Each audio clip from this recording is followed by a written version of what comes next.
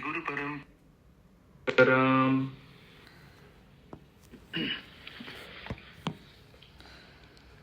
Harim Surya. We can, okay, so last time we saw verse 82. So until then the important part of Akhanda Bhava, Aikya was being discussed. So, if you ask me, Brahma Vidya as a body of knowledge and Moksha Sadhana as a pursuit, ideally if you ask me, is complete until there itself. That is what we wanted and that is already done. Now what is being said is more about what happens if a person understands Jiva to be Brahma, oneself to be that ultimate cause. And understanding that apart from oneself, that Atma, nothing else exists other than oneself. Brahma Dvitiyam. Aham Brahmasmi and Brahma Dvitiyam. I am that cause, ultimate cause, and apart from that cause, nothing else exists. Brahma Dvitiyam, Aham Brahmasmi. So once you understand this, job is done. After this, whatever is coming here, you can say it is more for normally people to appreciate, okay, what is the phala? Normally, in any body of knowledge, I think we call it foreword actually. So foreword, whenever it is given in any book, it is always mentioned as to who is the adhikari for that particular body of knowledge and what is the output and what is the outcome. So, Vishayascha Adhikari Phalascha Prayojanam. So this they call it Anubandha Chatushtaya, they call it. This model is always used whenever any book is published. More so when spiritual books are written, it is always written very clearly as to what is the subject, who is it meant for, and what is the output from this, and what is the utility of that? What is the phala and phalascha prayojanam? What is the use out of that? So that is very clearly pronounced. If you see Tattvabodha, it's very nicely spelled out, and Tattvabodha is more a summarized version of Vivekachudhamani, and Vivekachudhamani is a little bit elaborate. In that, Shankaracharya writes this way, when he starts the invocation mantra, invocation verse, where he worships his Guru and Lord Krishna, he also gives this Anubandha Chatushtaya as a part of that initial verse itself. So it goes thus: Vasudevendra Yogendram Natva Jnanapradam Gurum Mumukshunam Hitarthaya Tattvabodho Vidhiyate. So in this, so he is first of all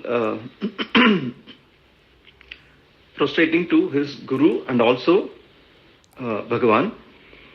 So in the name Vasudeva, he is invoked Krishna, and when he is saying Govindam, it means Krishna as well as it means more specifically his immediate Guru, whose name was Govinda Bhagavat Pada.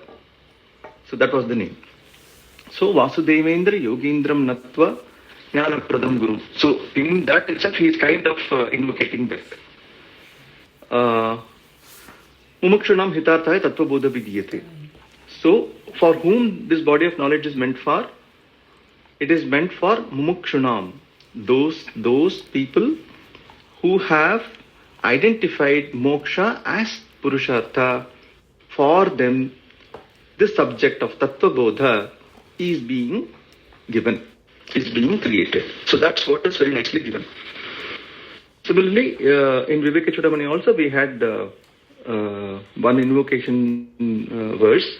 Let me just go back to that.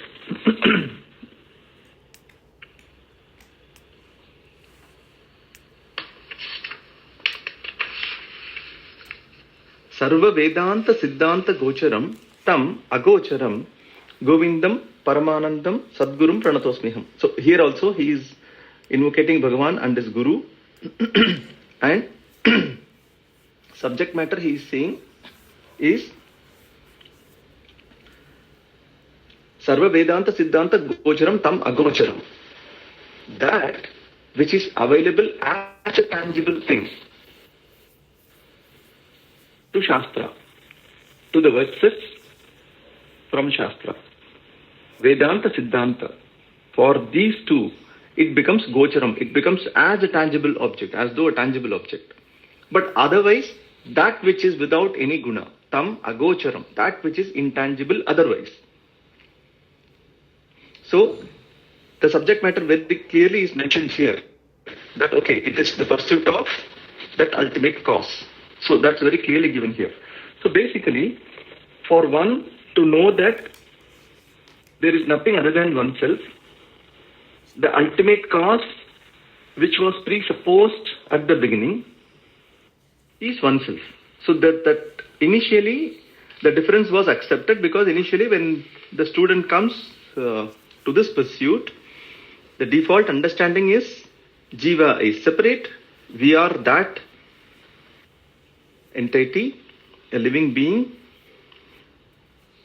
which is separated at the level of this skin as a boundary. Anything outside of it, including a germ, a microorganism sitting on this skin, is something other than oneself. So right from this microorganism which can, be thriving on our skin, from there onwards, it is samsara. From there onwards, it is samsara. This is our understanding. Wherever our nerves can sense directly, from where the sensation starts, that's what we take ourselves to be. This is the default understanding. From there, the idea is that, okay, when a mosquito bites, it's a problem. When an injection prick is given, it's a problem. And not only this, something which has a touch which is a problem. We also have a great sense of hearing and listening, but then mostly it is hearing than listening. When we listen to noise, we may not like it. So that becomes a problem. So it's not only which is tangibly affecting us in that sense, that's a problem in sense of touch.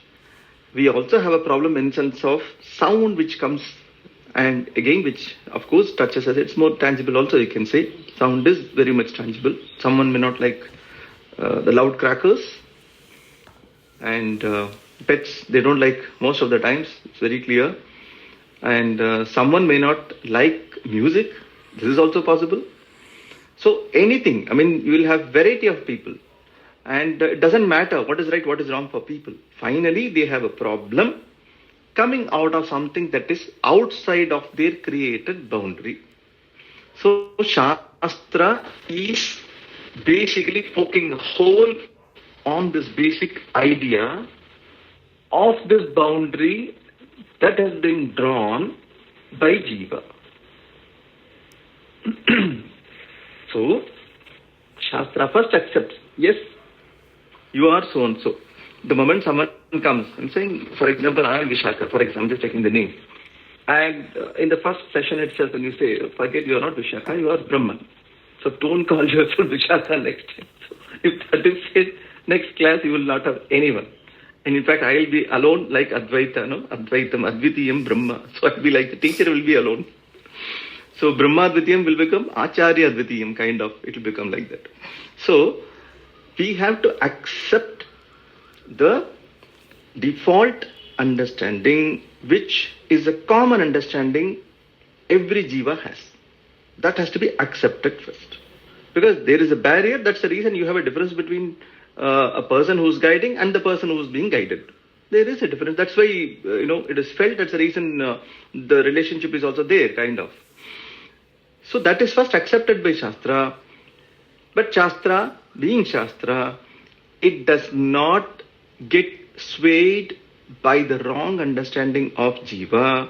Shastra stands quite still because it has the know-how and it knows what it wants to reveal over a period of time, and it knows what the student is going to undergo in terms of the changes, in terms of the thought modifications, in terms of one's own pre-concluded notions being shattered. Shastra knows this vision.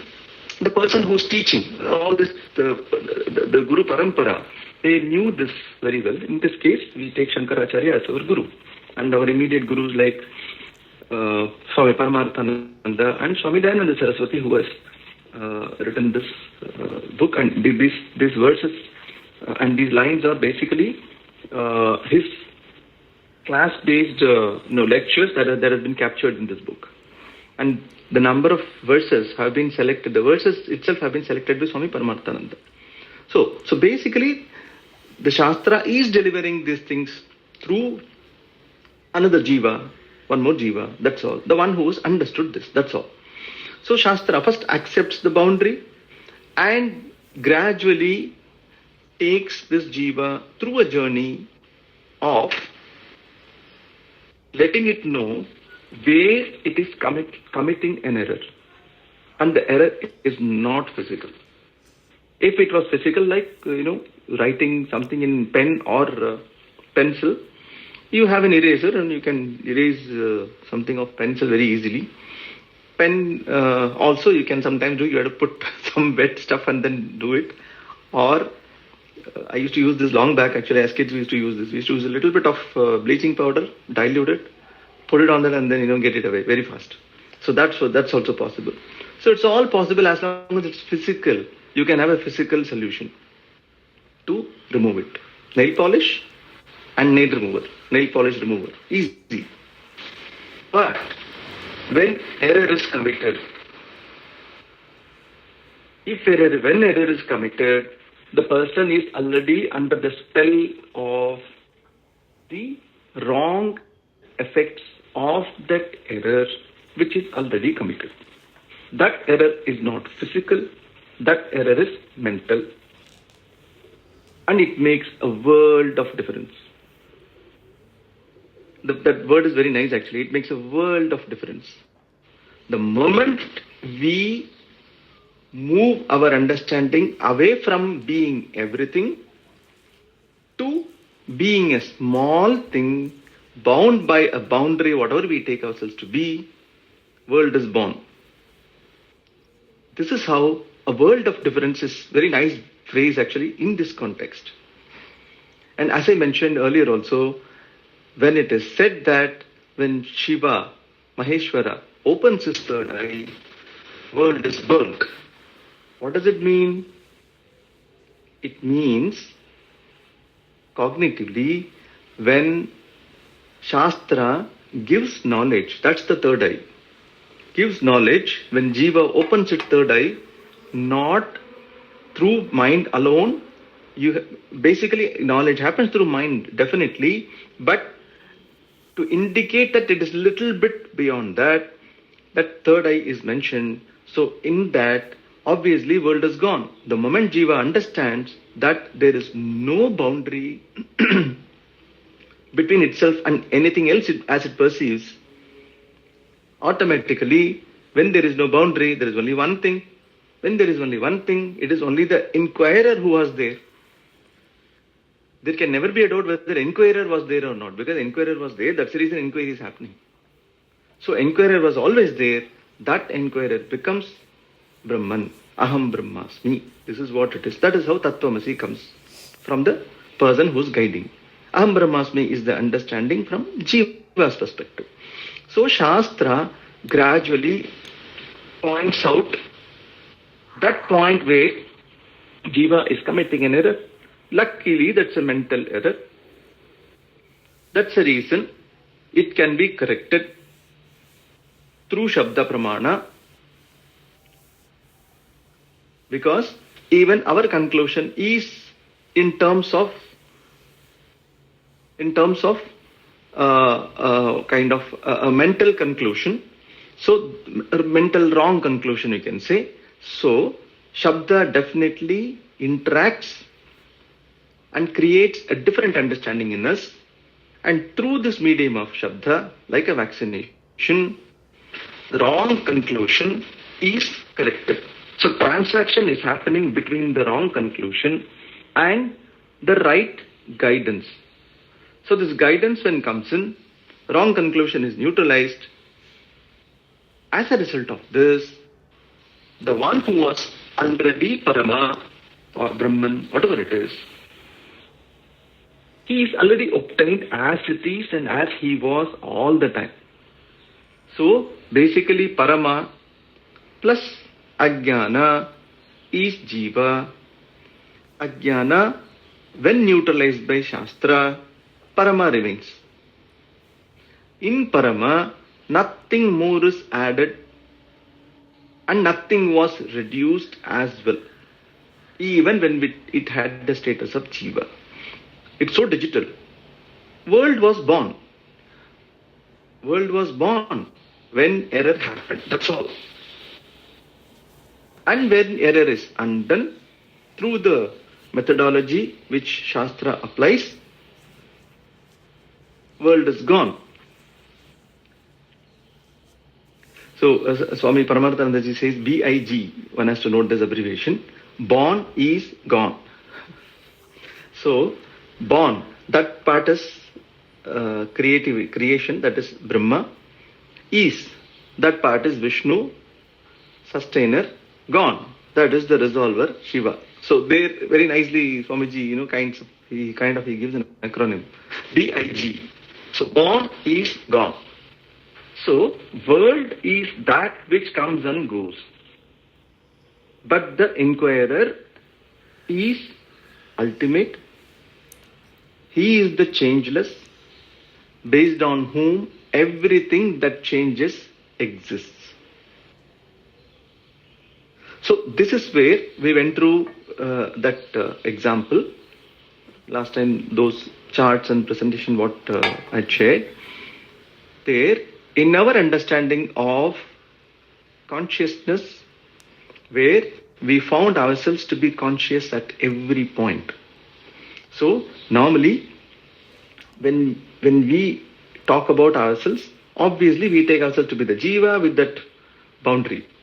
Otherwise, we don't identify from a worldly transaction perspective. The inquirer, when he comes for the pursuit, is so-and-so with this boundary. So, from that boundary perspective, when we analyze, we said that from X to Y, when we travel, we were conscious all the time. There was never a time when we were not conscious. If at all someone had sushupti, yes, it's a different thing where mind resolves, no dream is there, but the consciousness being present is evident when mind becomes active. It is able to say that, yes, I did not dream. I went kind of into hibernation, but the one who is helping this recollection is consciousness. Because that was an entity which was a continuing entity. That's the reason mind can sleep and wake up. Consciousness understands a mind that is active and a mind that is resolved. Buddhi, tadvrutti, sadbhavam, abhavam ahamityayam. This is how it was also presented, that Atma witnesses a mind that is active as much as it witnesses a mind that is resolved without any dreams in Sushupti. So when a person travels from X to Y, he is conscious all through this, period, this period or distance, whatever you can say. And not only he was conscious at point X and point Y, basically starting and the destination point, he was conscious at every point in between these 2 points. Every point. So, now you take every point all the time. So, mix time and space together. All time, all space, consciousness was there. Now the understanding has to be flipped. So the person has to come out of this understanding that he is bound. How? Here Shastra was applying a methodology where it said, please analyze yourself when you are drawing a boundary. When you are saying you are this, what is this? Please identify. So it said that boss, the entire thing what you are seeing is because of food. Stop eating food, will you survive? No. Yes, you can survive because you will survive for some time, for a length of time, because the body is made such way. It has its own mechanism to survive, thrive, eat its own self if nothing is provided from outside. So many times my father used to say, I think in Tamil they used to say this, when we don't eat for a length of time to express that we are hungry. They say that, the large intestine will eat away the small intestine. That's the status, someone says when he's very hungry and when he's not fed. So, body has a mechanism to thrive by eating its own cells as well. So, to that extent, body is given a mechanism. That's the reason it will thrive using those last skills as well. But after that, somewhere it will give up. Point is very clear. This body is Annamaya. Minus food, it doesn't exist. Channena jivati, cha annena jivati, vinashyati tad vihinaha. It dies without that actually. In the absence of that, Tvak charma mamsa rudira asti purisha rashihi. It is a mix of dermis, epidermis, flesh, blood, bones, and veins, nerves. Tvak charma mamsa rudira asti purisha rashihi is a mix of all these things. Na ayam swayam bhavitum arhati nitya shuddhaha. This doesn't befit to be that Atma which is nitya shuddha. Nitya shuddha, why? There is no particle in it. For its existence, it does not depend on anything like Annamaya. Atma is that which exists on its own. It is self-evident. It cannot be evidenced by anything else because there is nothing superior to Atma. Atma is Advitiya. It is one single thing. Yes, as many jivas are possible. As many jivas are equal to as many minds. As many panchakosha. As many panchakosha can thrive in this space, in this consciousness. It is possible. But Atma itself is unwavering, unchanging, a stable stuff. Because it is the only thing that is there. If there is only one thing, there is nothing called, the word called stability doesn't come at all. Instability is only when another thing can exist. Otherwise, there is no stability. For example, we know this, science experiment that in vacuum, when you drop a ball of cotton of for example, 1 gram and 1 gram of iron in vacuum, both these reach the ground at the same time. It is air that makes a difference actually, normally. So, we have seen such experiments actually.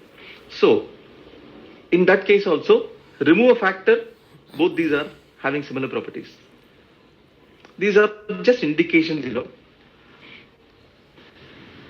In Vedanta, remove everything that is Panchabhuta. That's what we are doing. Remove Panchakosha, what remains is Atma.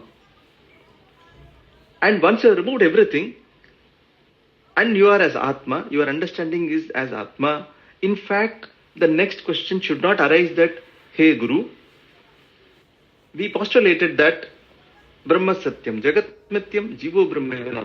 Okay, that is one thing. The Viveka part was more important, where Nitya Vastu Vekam Brahma Tadvitiriktam Sarvam Anityam. And Brahma Satyam, it is also the same. So we said that there is an ultimate cause, which is basically the cause of myself as well as this samsara. My parents, all generations to this world, all this galaxy, ever evolving galaxies. Now, who is that? When I am everything, then where is he now? Because I am everything. That is the understanding you have given me, and I am very clear and firm on this understanding. So that's when the statement comes, Tattvamasi. It is not different from you. We started because we wanted to keep the thing outside so that our inquiry goes very easy in that understanding that yes, there is a creator who has created me and this is what is outside. Right at the beginning, if, as I mentioned, if I had said, no, Shaka, you are Brahman, so it would not have occurred. We would have only stopped the real understanding and inquiry itself straight away there. That's why Shastra accepts, yes, world is there, you are there, your problems are real, world is there, very clear, it's real, let's take it to be that way. But let us start now. If we are existing, if you see a world, there has to be a creator. Do you agree? That definitely everyone agrees, yes, there is no doubt about it. Let us park him as Brahman. That particular thing, let us name it as Brahman so that as a recollection later it becomes easy. When we need name. So, Nitya Vastu Vivekam Brahma. Tad Vidraiktam Sarvam Anityam. Ayameva Nitya Nitya Vastu Vivekah. So, that was parked. So, when resolution happens, when understanding happens that I am Atma and this Atma is Advitiya. What was the definition of Atma? I quoted from Tattva Bodha. Stula Sukshma Karana Sharirādhyatirikta Panchakosha Atita Sannavasthatraya Sakshi Satchidananda Swarupaha Sanyastishtati Sa Atma. So basically, removing all Panchakoshas and related states, Avasthatraya, Shariratraya, Avasthatraya, all these are removed. Gunatraya, all these are removed. Minus all these gunas. The one who is of the nature of Sat Chitananda is Atma. Sat, that's the only truth. Chit, it is available as Chit right away as oneself here. Ananda is more to say that it is ever happy. It is a Swarupa Ananda. That is one way to say. Because moksha pursuit is for what? To come out of the sense of being limited. To come out of the problems of samsara, to reach a state where we do not have any more problems given by samsara. That's why the word Ananda has to be given, because phala and outcome, if it is not given, one may not even pursue things actually. So Ananda is in that sense, it's a Swarupa Ananda, and Ananta is also used as a word there in Shastra itself. Ananta is that which is limitless. From a time perspective, also space perspective, both ways it is Ananta, never ending. It always exists. So that's where this connection is given by Shastra and Guru. That was that Atma which you understood to be bereft of all these three states, three gunas, and three bodies. That which is of the nature of Satchitananda, Chit. You are that Chit. So, coming back to that experience, our example, when we moved from point X to point Y, our understanding was very clear that we were conscious everywhere. So now the flipping has to come. If there is a thing that is available at every point, that has to be everywhere. That has to be one thing. It is not that, one pixel consciousness was available, the next pixel consciousness was not available. It's not the case. And the word pixel we are taking from the view of mind, because we have to create compartments between X and, for example, in a scale, when we take a scale, first thing is we will say 1 centimeter, and then mind can divide more, then you have to say millimeter, then you have to say, decimeter, decameter, so many things you have to keep on saying, many more things you have to, keep arriving at actually. That is possible. Because immediately mind can calculate this mathematically, you can imagine. And you can have, you can use 10 to the power of -1, -10, whatever it is, everything you can use. So this is how mind works. From that angle, we are saying this point, that point. But actually there is no boundary. It is continuous thing. So we understand that consciousness is continuous. It's just one thing. At the same time, when we are traveling, one can also say that my body was also available at all these points. But there we understood one thing, body definitely is limited, because even if I look at the other side, I don't see my body. If I look at this side, I don't see my body. If I look at front side, I don't see my body. Body is just only limited to a particular space. But when we go subtle and subtler, awareness as me, that me as an awareness actually has no boundary. It can be extended to any level depending on what we own ourselves to be. From a simple understanding, if, as I mentioned in the previous example, when we draw a physical boundary, any organism sitting on skin becomes something outside. So we should be bothered only about that actually, if you ask me. But then normally we are not bothered only about that. Anywhere, any distance from where noise can touch us, that becomes a boundary. So you can see how some of these animals, they create boundary. They create boundary by, certain ways. And they don't want anything else to come inside their boundary. They create a circle. Similarly, a king, he creates his kingdom. So he entirely owns not only his gross body, from a sensory perspective or an ownership perspective, he owns that entire kingdom, several kilometers. He identifies everything, anything happening to that kingdom, he feels the pain. So you can extend your vision to any level. Shastra says, no problem. If you are doing this, do it to the ultimate. Go acquire, and acquire the entire samsara. Understand that you are this entire samsara. Acquire it. Your job is done. You won't need to acquire anymore. You don't need to acquire anything more. Because you are already that everything is you only. The moment everything is you, where is the question of yours? It is you. There is nothing called yours. Everything is you. If a small part is you and there is samsara, then the question of me, mine comes. If everything is you, then where is this yours or mine comes actually? Everything is you. So Shastra gives this understanding that boss, you are everything. Now you tell me where the problem comes from. No, comes from maid doesn't come on time. Or the place where I bought a house, real estate price is going down. Or America is not letting me stay there. I'm not getting H-1B visa. Any problem you put, it is a part of outside the skin problem. Everything is samsara. And Shastra clearly comes to that point where error is made and where samsara is created, pokes a hole there, gives the right understanding, resolved. World is resolved. Aham Brahmasmi. So, in that understanding of what we said, in that example of what we said, moving from X to Y, one is continuously conscious. The understanding has to be corrected to the next level, that I am consciousness itself. One is to say, from a body perspective, I am conscious and I was conscious from X to Y at every point. This is first understanding. The next understanding has to be that I am consciousness. So that's what you can also get a glimpse when you are into meditation, because it is this witness that does everything using this limited body. That witness is consciousness. That witness has been there, witnessing the change all the time.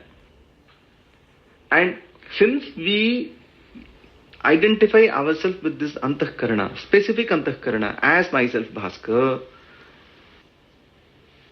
I feel that I am only witnessing all the changes in my body, not those which happen in outside of me, outside of this body. That's because antahkarana is limited. That definitely has its own limitation. Of course, it can gain a little bit more powers because of by practicing certain things like Panchama, Ashtama Siddhi and all. Yes, it is possible to some extent, yes. But then the default understanding is it has limitation. As Chit, again we will try to get into the shoes of mind and then think. If I am everything, if I am the Chit which is everywhere, why am I not able to think what Manishji is thinking now? Why am I not able to think what Sonia may be thinking now? Why cannot I understand what is going on in the mind of Ashish. Ashish is a cost accountant. I am Chit. He is also Chit. We are one. If Ashish has already done ICWA, he is qualified, I should be also knowing all these things. Why don't I know? This common sense, anyone can think this way. But one has to understand, Antahkarana is a small thing. That is certainly limited. Chit is the basis on which this Antahkarana works, but Chit is above this. So, us being Chit, when you are Chit, when you understand yourself to be Chit, obviously there is nothing second that exists. You are everything. So in that understanding, Ashish is gone, Sonia is gone, Manish is gone, everyone is gone. Because in that understanding, the whole samsara is gone. And all that we can talk about, other than anything, what we take ourselves to be, is samsara. Of course, this body itself is samsara because it is annamaya and pranamaya. So, one has to understand that tricky point where one gives up this limited physical understanding, goes a step beyond mentally, giving up the wrong understanding. The moment wrong understanding is given up, right understanding is already there. Just like the way you have a pot breaks, space is available. Before pot, space was available. Pot came and went. Born is gone. That's all. But space availability was always there. Similarly, consciousness is always there without a second. It is always there. From that, space and time comes. How? When mind is suddenly born, which has a limitation, that's where space and time is born. For space and time, a mind has to be there, a jiva has to be there, which can use, of course, this chit to even create a word called space, create a word called time, explain these concepts. These are derivations from chit. So chit is the boss and one happens to be chit. This is why Shastra has no problem to deliver what it wants to deliver, because it is talking about a Siddha Vishaya. It is not talking about something which is not available and it has to be created out of thin air and delivered to the student. No. Shastra is talking about a Siddha Vishaya, a Vishaya which is already established, and it has to only make a correction in the mind of student. This is the reason Shastra is very confident that, okay, truth is this, the person does not know because of his wrong understanding. All that I need to do is remove the wrong understanding. But this removing the wrong understanding can take years. It can take years. Yes, in the vision of Shastra, it is like this. But when it comes to pursuit and implementation from the part of Jiva as an inquirer, it is a big deal. There is no doubt. But again, no matter how long a person would have taken to pursue this, 10 years, 12 years, 50 years, 100 years, whatever, that understanding which comes at the end of the pursuit is just the same. It's just the same. There is no difference in understanding when you really get the point. There is no difference. The moment you understand it, you will talk the same way as someone else would talk who has also understood this. That's when it becomes a beauty, really, if you ask me, when you converse from that angle. When you converse from that angle with those people who are very close to that or who are already there, it becomes so interesting. Though you know that you are that ultimate and second thing does not exist. To that extent, then you will still gain a nice ananda from the other person who is talking, because you understand the way at level someone is talking actually. That's Vishayananda again. But Vishayananda becomes even more enjoyable when you know that Swarupa itself is Ananda. It's even more enjoyable. That leisure is amazing leisure that you have. For example, when you travel outside your home for a visit, for example, you stay in Taj, either within India or outside India, wherever. You stay in a nice property. While you go out and stay there and enjoy whatever is there, point is very clear that home is home. Home is an anchor that is anchored at one place. It's Ahmedabad, it's Pune, it's whatever, Mumbai, wherever. There is a home which everyone has. That home is the continuing thing. In that understanding of that leisure of home, travel is being enjoyed. Everyone, whosoever for that matter, at the end of the travel, on the way back, one comment at least would be there, at least 80% I'm sure would be saying this. घर आने के बाद बहुत बढ़िया लग रहा है. This I'm sure most of us would have thought about. Again, next time we will plan to go out somewhere. That also happens. That's a different thing. But the homecoming is a concept which is enjoyed by everyone. In this context only, I was saying one song written by Swami Vivekananda.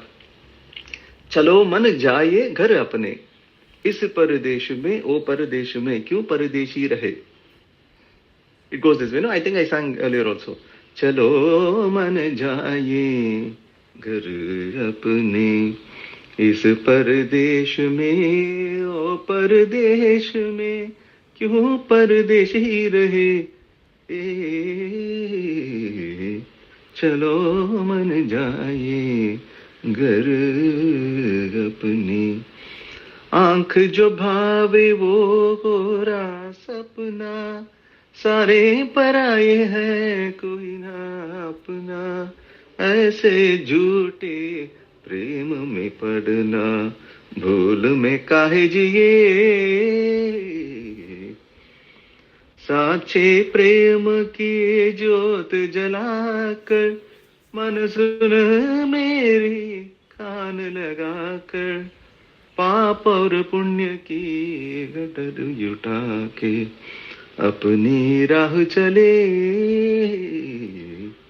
चलो मन जाए घर अपने. So basically, if you ask me, पाप और पुण्य की. So he's saying that, okay, follow dharma. So that is sadhana. And understand anitya vastu, nitya vastu. That's what was, it was ank jo bhave ko na sapna. So that part was anitya nitya vastu, understand this. And understand what is real, sache prem. And jyot is basically knowledge. So basically in that very song, very nicely it is put. I like that word home there actually. Chalo मन जाए घर अपने. Homecoming is very, very important. You come out from a place where you are established. The best thing is to go back to that place. That's where Shastra is helping us. It is helping us fetch our original status. And in that sense only, Shankaracharya will also talk about this earlier actually. Swarajya. It will come actually later. So it's our kingdom. It is just you, because there is nothing else actually. You are the king, because apart from you there is nothing that is existing. So this is the understanding we get through this inquiry.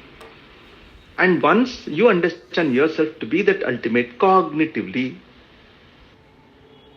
most of the problems are gone, because everything as a problem is in the conclusion only. And if that conclusion is already created, the understanding is created, job is done.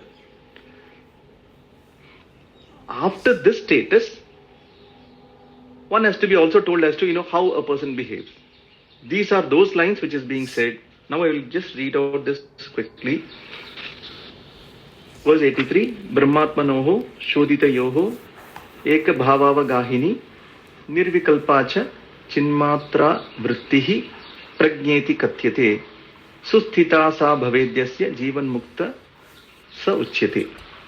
The Antahkarana Vritti, whose object is oneness between Jiva and Ishvara, which is in the form of consciousness, free from the subject-object duality, is called Prajna. He for whom this knowledge is firm is called Jivan Mukta, liberated while living. Susthita. So, through Vichara, when we get this knowledge as an unshakable understanding, the person is already called a Mukta. Mukta from what? From all the assumed problems. But they were real problems earlier for him. So I'm not going detail into this. Whatever I was explaining was very much into these verses. So the subsequent verses, I will quickly read some of these things. It is very simple actually. It is only saying how a person kind of benefits and what is his status once he understands the tattva. So understanding the tattva of oneself being chit and chit being advaitiya is the only thing to be done. Job is done there. Now whatever is being said is about the phala in terms of what happens after that.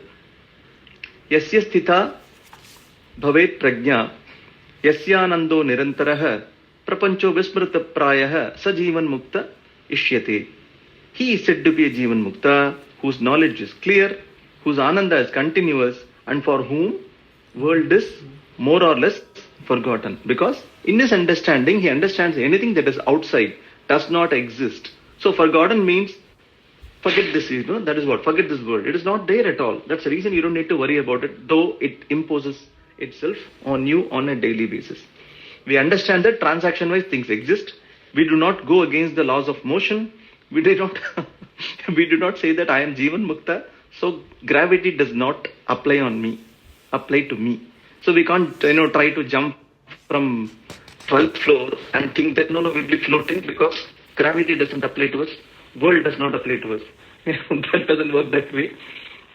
Mind is a part of this mithya world. Body is a part of this mithya world. Everything that is mithya, as a rule, applies to this mithya.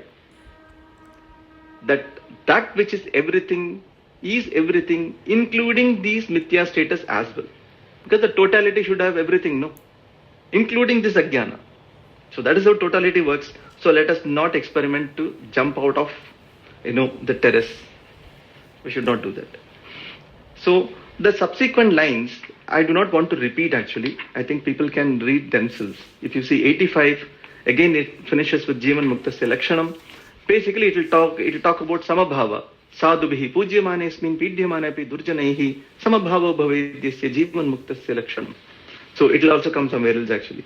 So whether someone praises or whether someone, accuses, doesn't matter to Jivan Mukta, because he is that chit. He is that chit which is beyond transactions.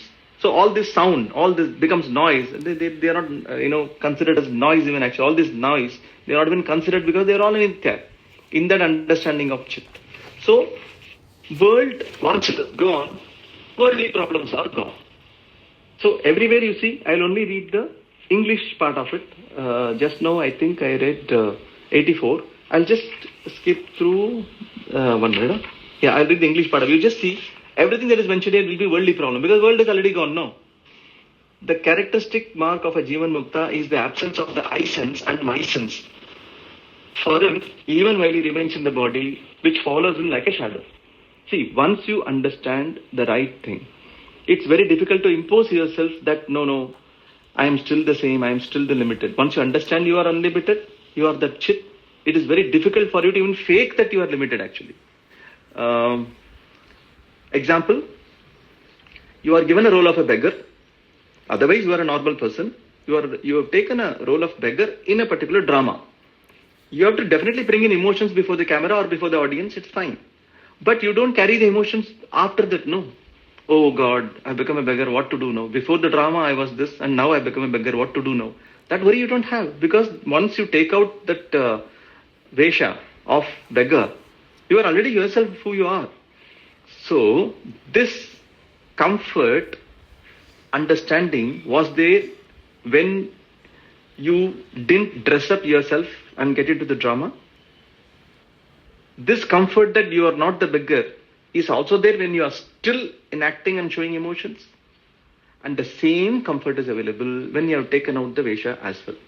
That comfort that what is happening is just temporary, but I am that permanent which is without any of these problems. I am that who is not a beggar. I am an employee or I am a businessman. I am only playing a role for an art. That's all. I have that comfort. So that comfort is there once you understand yourself to be this chit, which exists everywhere. When you get to that awareness, automatically everything that other than this chit does not exist in any case. But you can still have tea. No problem. You don't need to say, "Arey, tea to anitya hai. Now how can I have it?" Because next time It may be available, may not be available. Right now also it is anitya. Shastra says, do I enjoy the tea or not? That is not a problem. Body is there. Just one moment you want tea, it will give you all, saliva will be already out, ready there. Even for a Jivan Mukta, tea is ready, saliva is ready, money is available, or if it is not available, borrow, tell him, baad mein payment kar lunga, chai de do. That guy is more than happy to give you chai. Le lo saab. Enjoy. You know all the way it is anitya. But you can still enjoy. There is nothing wrong. In Swarupa Ananda, Vishaya Ananda is included. However, in Vishaya Ananda, when a person is focused only on Vishaya based Ananda, unfortunately he doesn't understand his Swarupa. When a person gets into the role, gets rolled into the role of beggar, eternally he thinks he is a beggar. Whereas he is not. His original thing was that he had his own occupation, he has money, he has house, he has family, everything. During that time he is beggar. But then he cannot carry that later. So that's more important. So once a person understands, the understanding is for good. So that's what is said here. So let me just read the next one, which is 7. A vision of equanimity with reference to objects of this world, which are endowed with acceptable and unacceptable qualities and are distinct from each other by nature, is the characteristics of a Jivan Mukta. So again, it includes worldly things. Okay, I am just making you understand that every problem or every relief that is mentioned is from the worldly things. World is gone for us now. Born is gone. The absence of elation, this is verse 88, the absence of elation or depression with reference to situations involving gain of desirable or undesirable objects through a vision of equanimity is the spontaneous expression of a Jivan Mukta. It is quite spontaneous. He doesn't even need to put efforts. It's effortless because that's what understanding is all about. As like the way we don't actually put efforts today to really understand I'm Bhaskar, I'm so and so and so and so. We don't put efforts at all. It's a default understanding. Similarly, when the corrected understanding comes, it becomes a default understanding. Default corrected understanding. It's an unwavering understanding. Then, verse 89, whether worshipped by people who are good or afflicted by people who are not good, one who has the vision of equanimity is called Jivan Mukta. I think I said this. Sadhubhi Pujya that one it was. And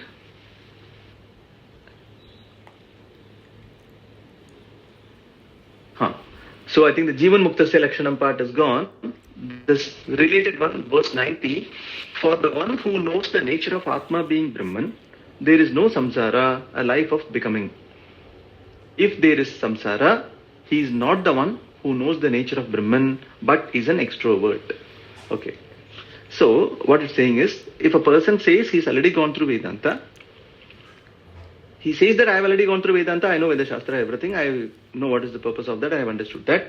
But still when he gives a signal that he really relies on world, and he is upset when the tea is not given. Being upset is also part of, transactionary world only. But if he really takes that, to be a problem and he does not understand that it is a Vishaya Ananda, he need not really worry about it. Though he can show that he is upset, it's all fine. But beyond all these things, there should be one person. He should remain as that person who is Shanta. He is just established. That person is actually the person who has understood it. But if you are not at that level, then the line says here that yes, someone may say that he knows, but then when he is really giving credence to world, that word exists, he is more an extrovert. He is someone who is like showing up, but he is really not enlightened. That's what he is saying here. Fine. With this verse 90, we will pause today. Further verses we will see the next time. So as I mentioned, basically the job is already done when you come out of those Panchakosha, all those understanding, and link yourself, identify yourself with Chit, which is nothing second to itself. There the job is done. Now Shankaracharya is saying, okay, how does a person who is Jivan Mukta, he feels? It's very important to know this as well. And there are a couple of them which are very tricky as you go later, because the student started with certain questions. And if you recollect the questions, he said, Ko nama bandha katamesha. First he came and said that I have a great problem. Durvara samsara davagni taptam doduyamanam durudrishtavatehi bhitam prapannam paripahi mrityoho sharanamanyam yedaham na jane. He said that, hey Guru, it's like, kind of tempest that I'm undergoing. And I'm really worried. And I'm having fear of death. Save me from death. Paripahi mrityoho sharanam anyam yadaham na jane. He's saying, I do not know any other asylum. I have come to you. So that's where then Guru starts the teaching. Ma beshte vidvamstava nastyapayah samsara sindostarane astyupayah yenaiva yata yatayo asya param tameva margam tava nirdishami. So he was saying that, don't worry student, many people have had this problem and many have been also finding a solution through a way, the same way which others used. I will show you the same way to come out of this problem. Do not worry. This is how he starts the teaching, and when he gives initial inputs, student comes out with some more questions, and those questions only formed the basis of all the teaching until now. Then he said, when it was pointed out that bondage is the problem, that's the basic problem from where everything starts, then student asks, Ko nama bandhaha, what is bondage? Katamesha agataha, how does this come about? Katam pratishtasya, how does this get established, entrenched? Katam vimokshaha, how do we come out of this? Ko asau anatma, what is this anatma? Paramaha, ka atma, what is this parama? That is atma. Parama and atma, what is that? Tayor vivekaha, katham etad uchyatam, how do you differentiate between these, anatma and atma? How do you differentiate these? Please reveal these things to me. This is what he said. These questions were answered, and that's when I think there was one more follow-up question which happened. He said that after removing all this panchakosha, this, all that I am seeing, Guru, is a void. So are we saying there is nothing? That's when then Guru had to say, no, the chit is there. You are the chit that exists. So it is not nothing, it exists. You are that actually. So that's so that Aikyam has come about over a period of time until those 82nd verse. After this, the Phalasthuti is being said. After this, some more doubt comes, I think, in the mind of student. That would be answered. Those are very, very good things actually, which you will be enjoying later. Okay? It's exactly 7:30. Anyone can ask any question. I am done for the day today.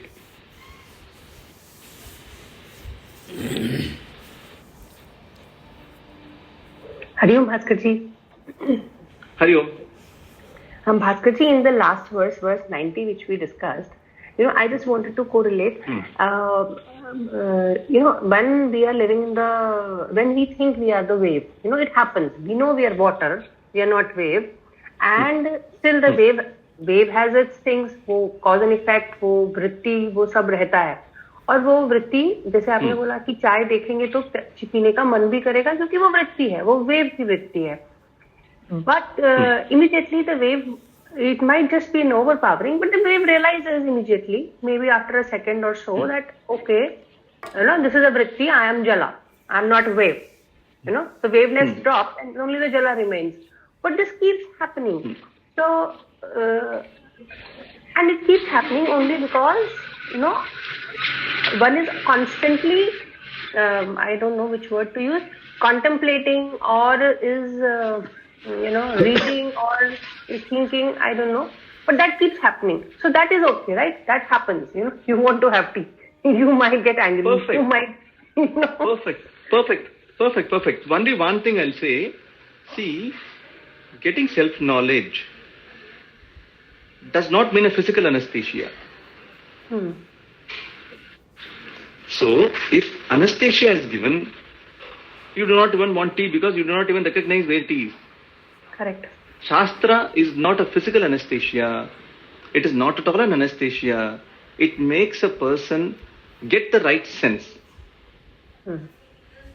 That's all. So, already a person is senseless. in the sense of what it wants to reveal. So if it gives a further anesthesia, then it will not be able to operate. So Shastra increases the sensitivity of the person and alertness of the person by saying, please follow sadhana chatushtaya, and then reveals everything to him at his best alertness level actually.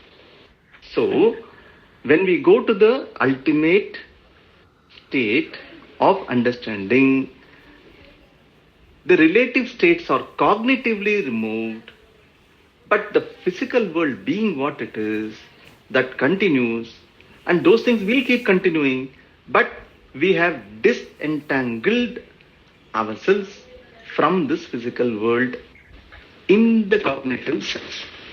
Because what exists is only cognition. The cognition is the only thing that exists. Anything that is cognized does not exist.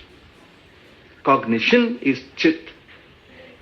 By chit you can say it is just chit actually. That alone exists. There is not. So there was someone who was very nicely asking, okay, so if a witness is the ultimate witness and other than witness nothing exists, what is it witnessing? That's a nice question, People really make very good questions, and that should be right also. It is not that they want to disprove anything. That is how doubts come in. Mind is amazing. Imagine, mind is amazing. You, like as human race, right? We don't need to worry whether we have that kind of, mind or someone else has got that kind of mind. Just put the best brain that is asking the best question. Put all minds together, ask them to put all the questions on a chart. Each one will have a unique question, and you will see an amazing set of questions from where sometimes Shastra might think, and it might also get worried actually saying whether it will get carried away by those questions. Mind is so powerful. All that I'm saying is mind is so powerful. Put 10 people, and ask them to talk about a particular point, one topic. You'll get 100 points there actually, and at least 5 of them will be so unique. It will be like a wow. For all those 10 people there, wow. I mean, can someone think this way? This can happen. So mind being what it is, it can think to an amazing level. It can bring any logic actually. So, right. Shastra teaches witness to be Advaita, Advitiya, which is even beyond logic. So, coming back to what you asked, yes, Vyavahara Satya is okay. It continues in Vyavahara world. They are equally applicable. And when you know that ultimate, you know that you are already disentangling from that Vyavahara, not in the sense of cutting off the link. When you cut off the link in terms of a mental activity itself, problem is already gone. To a larger extent, yoga, tries to demonstrate this in that physical sense a little bit, where when you get into the Nirvikalpa Samadhi, you have the sense of just awareness being without the help of your body. You get the sense that you are just there and body is not required for your existence. That is yoga. To that extent, definitely yoga helps a lot actually, where also vichara has to be still given, saying that, okay, having, reached this state of Nirvikalpa Samadhi, are you now able to understand that you are just there? And for this, none of this tattva, whether it is, prana or, this mana, buddhi, ahankara, they are not required at all. You are just there. Being there, existence, sat, is your nature. And you are available as chit. That is ananda. Understanding yourself to be the chit, which is always sat, is ananda. That's why yoga also says, chitta vritti nirodha is the ultimate step there. And Nirvikalpa Samadhi is the ultimate step there. The thought modification is stopped, and it is given a chance to understand that mind is something temporary. It has to resolve in the understanding of the real self that is always there. So, to some extent, yoga brings this kind of a discipline and makes a person, kind of get that experiential ananda. But one thing what a person has to understand is, one need not say that I was in Nirvikalpa Samadhi and I was happy. Now my teacher is not here who can guide me to get into the Nirvikalpa Samadhi. I am sad. That problem should not be there. The moment you attain Nirvikalpa Samadhi, even once in a session, your conclusion and your identification is obtained. Once you obtain yourself as Chit, just coming out of the class after, bidding goodbye to Guru, saying Hari Om Guru, coming out, you cannot have that wrong identification with Panchakosha. That right identification of being Chit has to continue after the class age. And that is only a cognitive change, not a physical change. Yeah. Right, Bhaskar. Thank you. Hope it answered the question. Yes, Bhaskar. Thank you. Yeah. Superb. So I will still. I'll not. Short close. I'll give another half a minute in case someone has a question, and then we will take Pujya if no one has a question.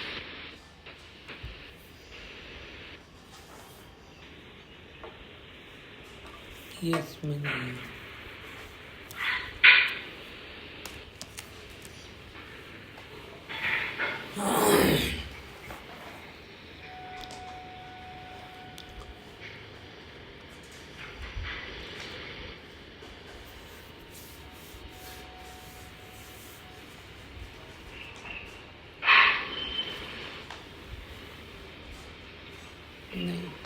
Fine. I don't see any hand going up. We'll chant Purnamita. Om Purnamada Purnamidam Purnat Purnamudachyate Purnasya Purnamadaya Purnamevavasishyate. Om Shanti Shanti Shanti. Hari Om, all of you. Have a nice day. Hari Om. Hari Om, Bhaskar.